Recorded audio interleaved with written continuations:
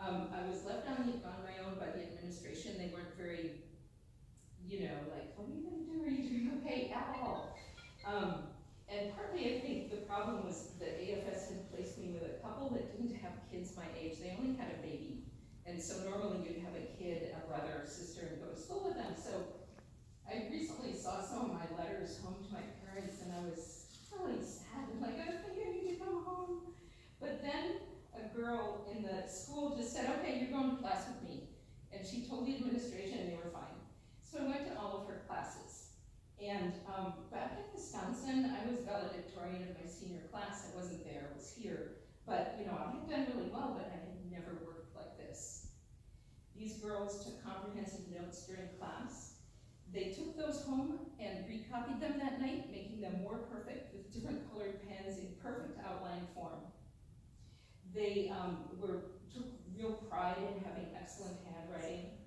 My classmates were really serious about learning, and I have no doubt that copying what they did helped me later in college and forever. So, a final sewing project, childhood, and I do consider this childhood, even though it's my wedding dress at age 18. My mom always said it was really fast, and I designed and made that dress in 3 days.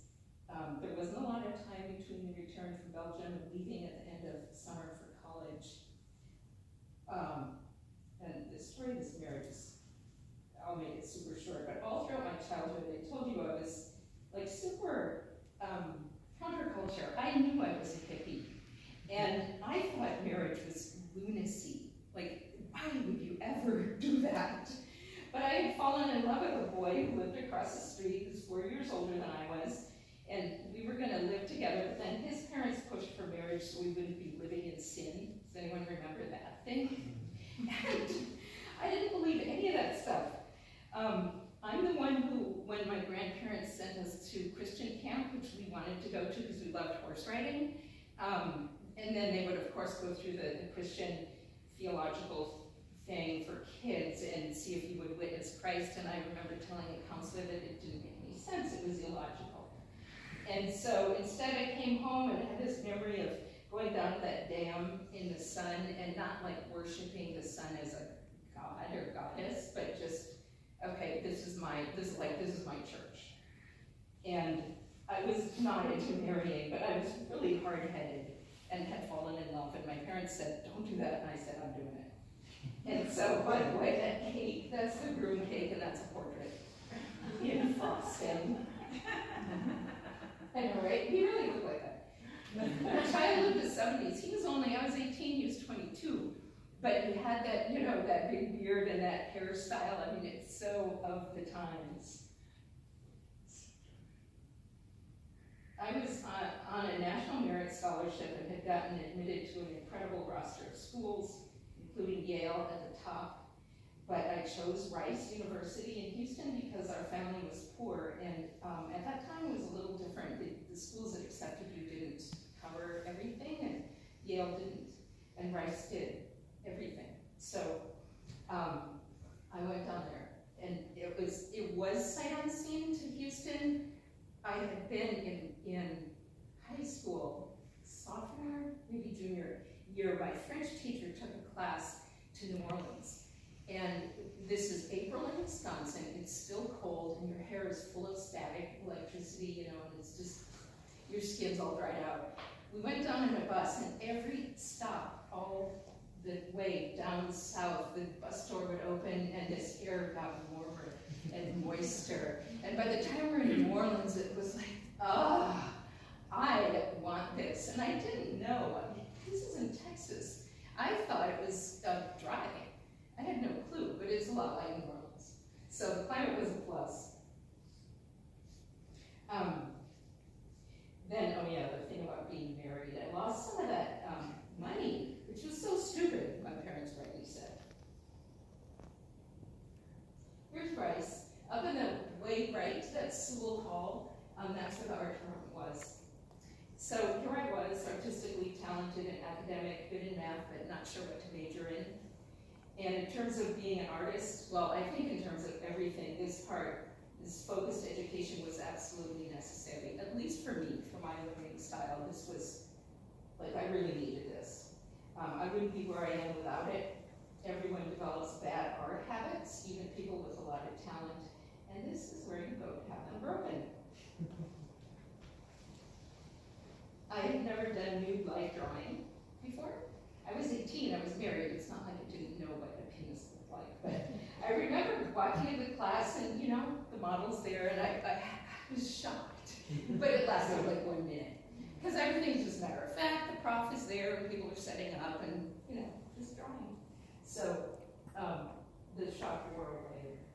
The drawings were always pretty big, even for short sessions, like say a 3-minute drawing, always we worked big, like that.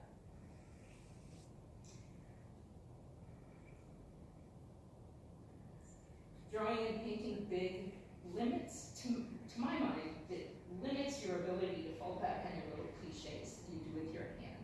If you get bigger, it's harder to do them.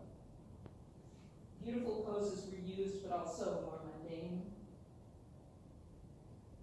We practiced with many media, not just pencil, but ink, pen and wash, red Conti, big rough black charcoal. The models were there. Different scenarios, all body types, all ages. I doodled through hours and hours of lectures, but I also took massive amounts of notes in the Belgian way. We partied a lot also. That picture on the left is Bryce's annual beer bike race, held in the football stadium. On the right is someone you could actually Google and look her up. She was my sister-in-law. Her name is Lauren, too, Lauren Anderson, and she became a groundbreaking ballerina in Houston Ballet. My nickname in college is Little Boots, and notice that I'm wearing it, of course. This is where I learned to love color boots. I never had any before. And they're perfect. I have flat feet, and they're perfect for people who need to raise their foot up a little but want a sturdy platform. So I was called Little Boots for that, but also apparently the Roman Emperor Caligula was called that, and some of my friends thought I was imperious. I'm sure they were right. But in my defense, my other nickname was The Rock for being emotionally stable, I guess, compared to the other kids. This is a portrait from then of my sister Lisa. And I did figure out a sort of predictable double major, art history, and French literature. After graduating with my BA, I obtained a BFA in painting, doing works almost as huge as those of my professor. He was an abstract painter who did works on canvas really big, like 15 feet tall. And this painting itself isn't gigantic, it's like that big, but considering it's mostly her head, she's big. You know, like her head is, I don't know, that big. At this point, a wonderful teacher, Catherine Brown, told me I should pursue art history, and she was totally right. This is just an example of the early Renaissance, Piero della Francesco, Victory of Constantine from the mid-1400s. At this stage, the Menil Foundation, which is an art organization funded by Schlumberger oil money, gave me a fabulous 4-year fellowship, and I dove in especially to the early Italian Renaissance. As we go through these, you'll see influences in my painting style now. Sort of definitely realism, but with a certain simplification and an emphasis on line. This is another one of his, a procession of the Queen of Sheba and the meeting of King Solomon. And you see that realism, but also the focus on the edge, the line, and architectural perspective, which was groundbreaking then. Here are 2 early Renaissance examples. On the right, it's pretty interesting, an engraving of a lactating virgin and child, and she's spraying her milk onto that praying monk's forehead. Right? And on the left, that's the famous Jan van Eyck's Annunciation from 1434.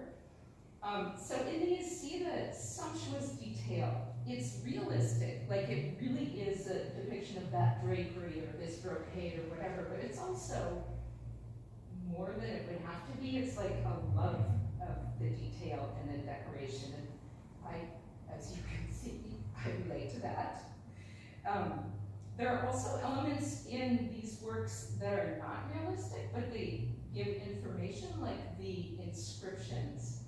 Um, I think you can see his words are coming out of his mouth and hers out of her mouth to him.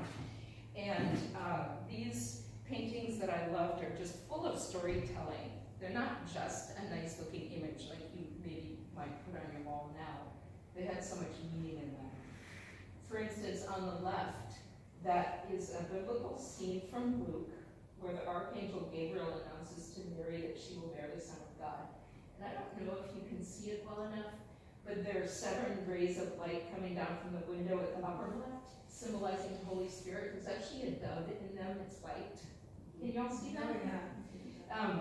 Everything has meaning there. The lilies represent humility and devotion. The empty stool references the empty throne, which is a symbol of the Christ to come. Even the floor tiles that they're standing on have biblical scenes in them. And that only scratches the surface. I mean, we could talk about that painting for 2 hours. But let me show you one more thing. This is a close-up where you can see the inscriptions. So the Archangel on the left is saying, Ave gratia plena, in Latin, hail full of grace. And Mary, on the right, is saying, Ecce ansula Domini, which is Latin for behold the handmaiden of the Lord. And look at Mary's inscription. It's backwards and upside down, right? It's upside down and backwards. Why? Because she's speaking to God. And it's inscribed so that he up there can look down and properly read it. Isn't that interesting? I was fascinated by things like that, and that drawing of mine in backwards letters. And so this all was pretty cool. This is the Miracle of the True Cross by Gentile Bellini. It's early Venetian Renaissance, about 1500. And there's this scene that I'll describe, and in the front here are portraits of the Bellini artistic family. We'll look at that in a second. So I love pictures that tell a story, that reveal history, and again, they're not visually that amazing. I mean, I think they are, but they don't make this explosive visual statement from a distance. They're more the kind of thing you walk up to and look through, look all around and see all the parts. In this setting, this is contemporary Venice, so it's a portrait of the city. It also is full of portraits of real people, throughout, but especially, see the group on the left? Like real people that those people living then would recognize. And also, some probably that weren't living. They mixed them all the time. If you already had a portrait of a great, he might be included in there too. And the story that's being told is that the head of the confraternity in Venice, a confraternity was sort of a guild charity fraternal order, and the head of this one, the Scuola Grande di San Giovanni Evangelista, he was the only one who could find this little bit of the true cross that they had as a relic that had been dropped in the water off of San Lorenzo Bridge. And you can see all the people like gondoliers looking and people searching, and over here someone trying to get her Moorish slave to dive in to look. And only he, in the middle, could find it. Looking right here, we see the artistic family. That's Jacopo Bellini, the father, his son-in-law, who was a manuscript illuminator, his other really famous son-in-law, Mantegna, the painter Gentile, his son who painted this, and his more famous, soon to be more famous, other son, Giovanni.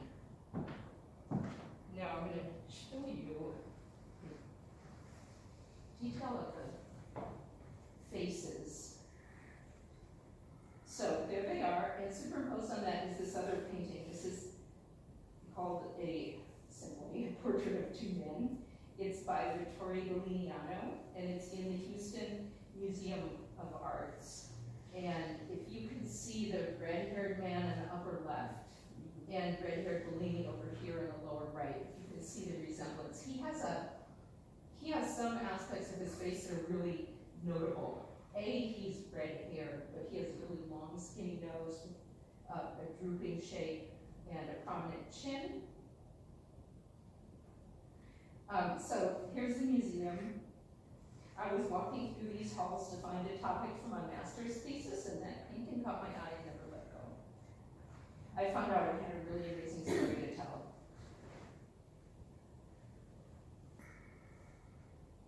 So again, now that you can see it a little closer, notice his features, pretty recognizable. And not, what I'm saying is that there could be other men that look like this, but he's not just a generic man. You can't just say, could be anyone. No, it couldn't. Now compare it to this. This is a small portrait. I enlarged it to show you here. But this is a portrait of Giovanni Bellini from 1505. It's considered to be the most reliable portrait of him. There aren't many portraits of him. And it was drawn and signed by Vittorio Belliniano, the same man who made the Houston picture that's behind there. And Belliniano worked in Bellini's studio all his life, and he took on his master's name. And during this study, I determined that the Houston double portrait by Belliniano also was a portrait of Bellini. Here's that small piece. It's in Chantilly, and it's shown here with the painting that goes with it. This is Vittorio himself. So the portrait of Bellini, and that's his assistant, a depiction of him. And originally these were together. They were a box portrait. The one, like Bellini was below, they're like this, you know, big. And his was below and it had a frame like a box, and Belliniano's was over it like a cover. Yeah, a lot of times it's cool. The portraits weren't just the way we think of them as on the wall. They often kept them, they wanted to keep them safe. They didn't have tons of wall space like we do. And so they'd often keep them covered or put away in a cabinet or wrapped in a cloth or with a painted cover that had meaning. So this, and they were originally together. Now they're in the Museum of Chantilly next to each other in a cabinet, but originally they were together. And this finding of a portrait of Bellini was a big deal. It was an awesome thing for me, super lucky. And it turned out that there was even more to the story. When I returned to the subject in 2012 and wrote a new paper, which I hope to publish. So here are the two little pieces, and there's the Houston portrait again. Essentially, new research, newer, you know, I mean, that thesis was 1986, and I was now doing research in 2012. Newer research and more enlightened attitudes about sexuality were in place, and that research revealed that the dignified, revered, but modest Bellini had male lovers. And Belliniano, his assistant's will, reveals that his one prized possession was a portrait of Bellini. And then there's the evidence of the box set, you know, pretty evidently a private object, not meant for, you know, display in a big hall. And where the two are intimately paired in that box set. And so I thought that there was a really strong case to be made that the two inseparable men were also lovers, and that the Houston double portrait might contain a self-portrait of Belliniano as well. And he matches pretty well to the other man. It's a little grandiose of him to paint the lynx fur, but, and I can't get too much into this, it's super exciting stuff to me. He also was a member of a guild that was the clothiers and drapers guild, so he had access, he himself was of modest origins, but he had access to people who were cloth merchants and bought and traded furs, and he's a painter. I mean, he can paint himself how he wants, especially if it's for himself. So I'll stop there, but that was a super interesting thing to go back to, and I do want to turn this into a historical novel. But for this story, I loved art history, and after earning my MA, went on to teach it at the museum's LaSalle School of Art for 6 years. But then, two little people changed my life. One of whom is here, Adrian's right